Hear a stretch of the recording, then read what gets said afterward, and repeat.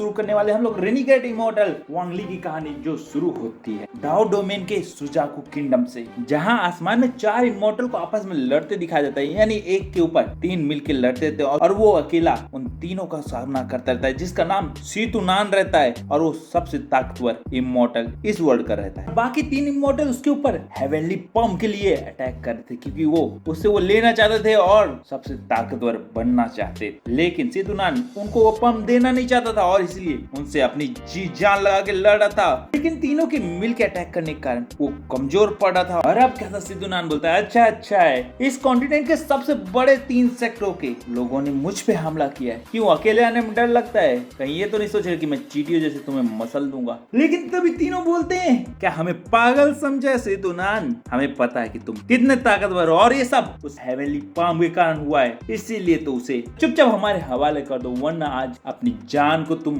गमा दोगे, ये लास्ट वार्निंग है। और ये बोल के वो लोग अटैक करने लगते हैं, लेकिन सीतुनान तो डरता नहीं है और वो बोलता है, अगर मेरे को मौत का इतना डर होता ना तो मैं आज यहाँ सबसे ताकतवर कॉन्टिनेंट का नहीं बना हुआ होता। और इतना बोल के वो अपनी फायर फिनिक्स टेक्निक को एक्टिवेट करके उन पे अटैक करता है, लेकिन उनके सरपेंट और बाकी स्प्लिट अटैक के कारण ज्यादा देर नहीं टिक पाता है और उसका फायर फिनिक्स तबाह हो जाता है। ये तीनों देख के एल्डर खुश हो जाते हैं, लेकिन सीतुनान बोलता है, ना मेरे पास अब कोई और रास्ता नहीं बचा है तुम लोगों के कारण। और इतना बोल के वो अपनी आखिरी टेक्निक फिंगर टेक्निक को यूज करता है और अपने अंदर की पूरी एनर्जी को चेन रिएक्शन करने के लिए छोड़ देता है, जिसके कारण वहां पर न्यूक्लियर ब्लास्ट होने वाला रहता है। और वो तभी उस मौके का फायदा उठा के हेवनली पाम को अपने शरीर से निकालता है और अपनी सोल को उसमें छुपाने लगता है, जिसको देख के तीनों एल्डर तुरंत उस हेवनली पाम को पकड़ने की कोशिश करने लगते हैं। लेकिन ये क्या, एक जबरदस्त धमाका हो जाता है और अब क्या, तो उस धुएं और धमाके के कारण वो पाम कहीं और दूर फेंका जाता है और हमें एक आवाज सुनाई देती है जो सीतुनान की होती है। वो बोलते हैं, बहुत जल्द ही मैं वापस आऊंगा, याद रखना। और इसी के साथ सीतुनान का खेल खत्म हो जाता है। और अब क्या था, 10,000 साल यूं ही गुजर जाते हैं और हमें अब जाओ किंगडम को दिखाया जाता है, जहाँ पे एक लड़का बुक पढ़ते हुए जा रहा था जिसका नाम वांगली रहता है। और फिर हमें उसकी फैमिली को दिखाया जाता है, जहाँ पे उसके माता पिता रहते हैं और वो लकड़ी की कारीगरी करते हैं और अपनी जीवन को किस तरह से चलाते हैं। और उनका सपना रहता है कि उनका बेटा किस तरह से इस गरीबी से निकल जाए ताकि वो उनकी जैसी जिंदगी ना बिताए। लेकिन फिर भी गरीबी का ये करना आसान नहीं था और इसीलिए धीरे धीरे करके उसके माता पिता ने कुछ पैसे जमा किए थे ताकि वो एक अच्छे से सेक्ट में जा सके और शिक्षा प्राप्त कर सके। और अब क्या था, लेकिन उनके फादर को दिखाया जाता है जो बोलते हैं, जल्दी एग्जाम आने वाला है और हमने उसके लिए कुछ पैसे जमा कर लिए, बस तुम तैयारी करके रखना। लेकिन ये क्या, उनके इतना बोलते हुए मेन क्लान के 3 लोग आ जाते हैं और उनसे हफ्ता वसूली करने लगते हैं और पहले के कर्जे का ब्याज लेने आए रहते हैं। और इसीलिए जितने भी लकड़ी के कलाकृति होती है उस सबको तबाह कर देते हैं और जो पैसे वहां पड़े होते हैं उसको उठा के वहां से वो चले जाते हैं। लेकिन उनके जाने से पहले वांगली के माता पिता उनको रोकने लगते हैं और उनको बोलते हैं, प्लीज ये पैसे ना ले जाए, क्योंकि ये वांगली के सेक्ट के एग्जाम के लिए हैं, इस बार छोड़ दें, अगले महीने हम दुगना दे देंगे। लेकिन वो बोलते हैं कि वांगली सेक्ट में जाके क्या करेगा, वो तो तुम्हारा बच्चा है और इसीलिए उसको तो लकड़ियों की कलाकृति बना के यहाँ गुलामी हमारी करना सही होगा। सब सुन के वांगली अपने मुट्ठियों को कड़े से बांधने लगता है, अपने गुस्से को कंट्रोल करने लगता है और उसके माता पिता अभी भी पैसे वहां से ना ले जाने की भीख मांगते रहते हैं, लेकिन वो एक भी नहीं सुनते हैं और वो पैसे ले जाते हैं। कहता उन लोग के जाने के बाद वांगली बोलता है, अगर भीख मांग के सेक्ट में जाना हो तो मुझे सेक्ट में भी नहीं जाने की जरूरत। लेकिन उसके माता पिता रोने लगते हैं और बोलते हैं, बेटा मुझे माफ कर देना, क्योंकि तुम्हें हम अच्छा भविष्य नहीं दे पाए और अगर हम इतने गरीब नहीं होते तो आज तुम अच्छे से शिक्षा पा सकते और अच्छी जिंदगी पा सकते, लेकिन हमारी गरीबी के कारण तुम अच्छी शिक्षा नहीं पा पाए। ये सब सुन के वांगली भी उदास होता है, लेकिन अपनी उदासी को नहीं दिखाता है और वहाँ पे बैठता है। और तभी वहाँ पे वांगली के 4th अंकल आते हैं और वो अब घर की हालत देख के समझ जाते हैं कि यहाँ क्या हुआ होगा, लेकिन वो अपने शांत करते हैं और बोलते हैं कि हमें बहुत जरूरी काम से आया हूँ, क्योंकि हैंगयू सेक्ट जो हमारे जाओ किंगडम का बहुत इंपॉर्टेंट सेक्ट है, वो बहुत जल्दी यहाँ डिसाइपल रिक्रूट करने आने वाला है और हमारी वांग फैमिली को 3 डिसाइपल चुनने का मौका मिला है और इसलिए मैं चाहता हूँ तुम वांगली को मेरे साथ भेज दो। सुन के वांगली के फादर बोलते, क्या इमॉर्टल कल्टीवेशन? नहीं, मैं उसे कल्टीवेशन बढ़ाना चाहता हूँ लेकिन इमॉर्टल कल्टीवेशन नहीं। उनकी लाइफ खतरों से भरी होती है और कभी भी मौत हो सकती है। लेकिन जब ये बात खत्म होती है तो वांगली बोलते, पिताजी नहीं, मुझे वहां जरूर जाना चाहिए क्योंकि मुझे इमॉर्टल कल्टीवेशन में इंटरेस्ट है और मेरा इंटरेस्ट हमेशा बढ़ते ही जा रहा है, तो प्लीज मुझे परमिशन दीजिए। ना बोल के वो तुरंत घुटनों में आ जाता है और बोलता है, माता पिता मुझे जाने दीजिए क्योंकि शायद यही मेरा रास्ता है और हाँ, मैं अपनी जिंदगी को कभी खतरे में नहीं डालूंगा, लेकिन प्लीज मुझे परमिशन दीजिए। और ये सब देख के वांगली के माता पिता पिता उसकी बात मान लेते हैं और उसको इमोर्टल कल्टीवेशन करने के लिए परमिशन दे देते हैं। अब क्या था, वो वांग फैमिली के मेन हॉल में आ जाता है जहाँ पे पहले से 2 डिसाइपल खड़े रहते हैं, जिसमें से एक का नाम वांग हाओ रहता है और दूसरे का वांग जाओ था, और वो मेन ब्रांच से आया था, इसलिए वो पैसे वाला था और कल्टीवेशन का रिसोर्स उसको मिला हुआ था, और इसलिए वो बोलता है कि अब से हमारे गुलाम भी हमारे साथ कल्टीवेशन करेंगे। ये सब इतने सारे लोग देखते रहते हैं, लेकिन कोई भी वांग जाओ के सामने कुछ बोल नहीं पाता क्योंकि वो मेन ब्रांच से रहता है, और बल्कि उसकी उल्टा तारीफ ही हर कोई करता रहता है। लेकिन तभी हेंग्यू सेक का एक इमोर्टल वांग फैमिली के हाल में पहुंच जाता है, और अब क्या था,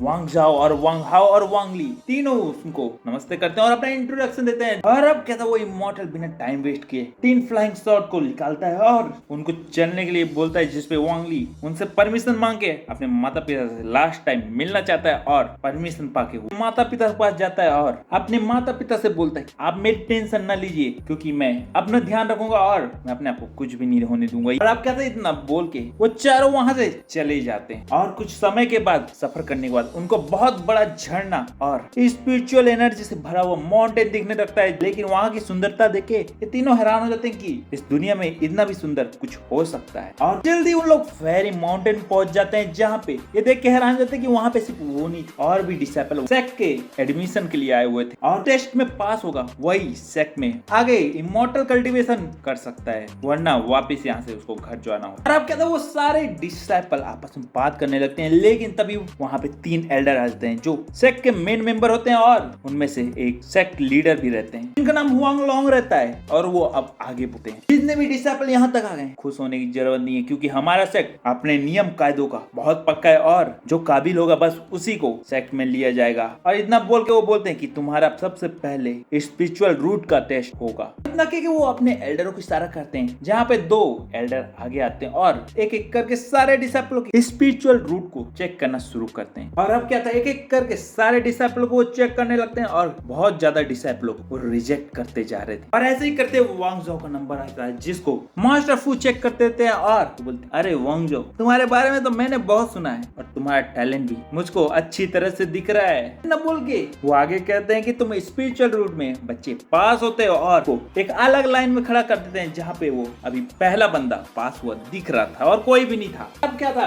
ये सब लोग देख के हैरानी हो गए थे। तभी वांग हाओ को वो मास्टर अपनी ओर खींचते हैं और उसकी स्पिरिचुअल रूट चेक करना शुरू करते हैं, लेकिन हाओ को बिल्कुल अच्छी तरह से पता था कि उसका स्पिरिचुअल रूट बिल्कुल भी अच्छा नहीं है, शायद एवरेज ही हो, और इसीलिए वो तुरंत झुक जाता है और उनकी तारीफ करने लगता है, उनको मस्का लगाने लगता है, और मस्का लगाते हुए उनके पास पहुंचता है और एक बहुत ही पुराना ट्रेजर चुपचाप निकाल के उनको पकड़ा देता है। हाथ में बोलता है कि मास्टर ये मेरे पिताजी ने स्पेशली आपके लिए भेजा है, तो उम्मीद करते हैं कि आपको पसंद आएगा। जिसको देख के मास्टर फुयान खुश हो जाते हैं और चुपचाप वो ट्रेजर अपने पास रख ले और एक स्माइल पास करते हैं और बोलते हैं अरे बच्चे तू तो बहुत समझदार है, इसलिए तू भी पास होता है, और इतना बोल के उसको वांग जाओ के पास भेज देते हैं। अब क्या था, ये सब वांग ली देख ही रहा था, लेकिन तभी दूसरा एल्डर उसको अपनी ओर खींचता है और उसके स्पिरिचुअल रूट को चेक करता है, लेकिन वो फेल हो जाता है और इसीलिए उसको रिजेक्ट कर दिया जाता है और फेलियर की लाइन में खड़ा कर दिया जाता है। जिसको सुन के और देख के वो पूरी तरह से टूट जाता है और धीरे धीरे वांग ली अपने बुरी यादों में खोने लगा था, अपनी गरीबी और मजबूरी को याद करने लगा था। लेकिन तभी सेक्ट मास्टर की आवाज आती है, जो फेल हो गए उनको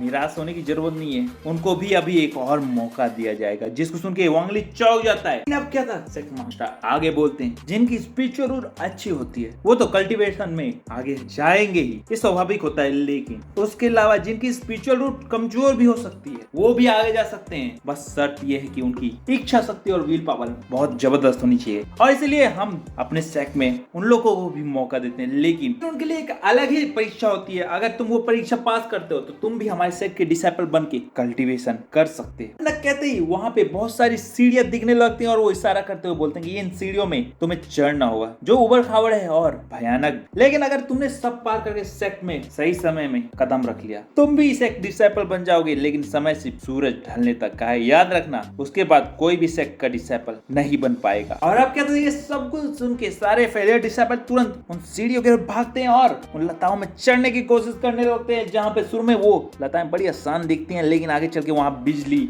आग और तरह तरह के नेचुरल डिजास्टर उनको फेस करने पड़ते हैं। लेकिन कई डिसाइपल उसमें फेल होके वहां से गिरने लगते हैं, जिनको एल्डर पकड़ के बचा लेते हैं। और ये सब वांग ली देखता है, लेकिन वो रुकता नहीं है, वो भी चढ़ना शुरू करता है और सबको अपने आंखों के सामने जलते, गिरते और करेंट खाते देखता है और खुद भी चोट में घायल होने लगता है, लेकिन वो रुकता नहीं है। लेकिन अगले ही कदम जैसे ही वो बढ़ाता है, अचानक से ये क्या, चारों उसके लावा दिखने लगता है, जिसको देख के वो सोचता है नहीं नहीं नहीं, ये सच नहीं हो सकता, ये सब माया जाल यानी इल्यूजन होगा। और इतना बोल के वो अपना कदम आगे बढ़ाता है, लेकिन कदम रखते ही पैर बहुत ज्यादा जलन से जलने लगता है और उसको पता चलता है कि ये सिर्फ इल्यूजन नहीं होता है, ये मेंटली भी उतना ही दर्द देने वाला है जितना असली लावा करता है। लेकिन अब उसके पास आगे बढ़ने के अलावा और कोई रास्ता नहीं है, और यहाँ पे वो अगर पीछे हटता है तो वो सब कुछ खो देगा, और इसलिए वो लगातार उस लावा में आगे बढ़ने लगता है और कराहने लगता है, लेकिन फिर भी वो आगे बढ़ता जाता है। और अब क्या था, किसी तरह से वो लावा की नदियों को पार करता है और उसके सामने सेक का दरवाजा दिखता रहता है और वो तुरंत दौड़ के आगे बढ़ता है। लेकिन ये क्या, सेक का दरवाजा दूसरी पार दूसरे टापू में दिखता रहता है, लेकिन बीच में तो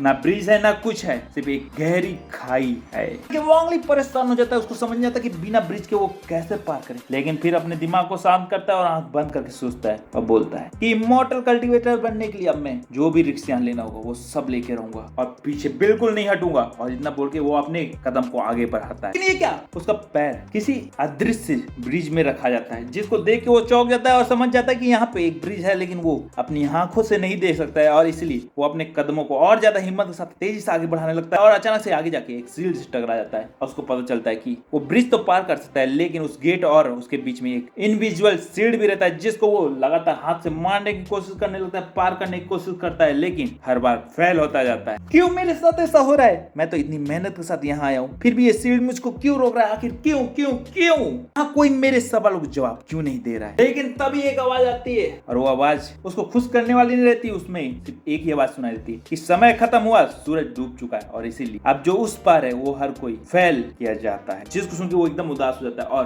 पलट के जाने लगता है। और अब क्या था, वो सोचने लगता है कि आखिर इतनी मेहनत इतना दर्द उसने किस लिए सहा, क्या उसका फल उसको नहीं मिलने वाला है। और इतना सोच के वो पलटता और दौड़ते हुए तेजी से जाके उस सील से टकराता है, लेकिन फिर वो फेल हो जाता है और सील से दूर फेंका जाता है और सीधा वो नीचे खाई में चला जाता है। और इसके साथ ये एपिसोड खत्म होता है। तो अगले एपिसोड मिलता हूँ, लाइक करो, सब्सक्राइब करो, और इसका एपिसोड अगला देखने के लिए तैयार हो जाओ। कमेंट में बताओ कि वांग ली की जर्नी तुम्हें कैसे लगती है।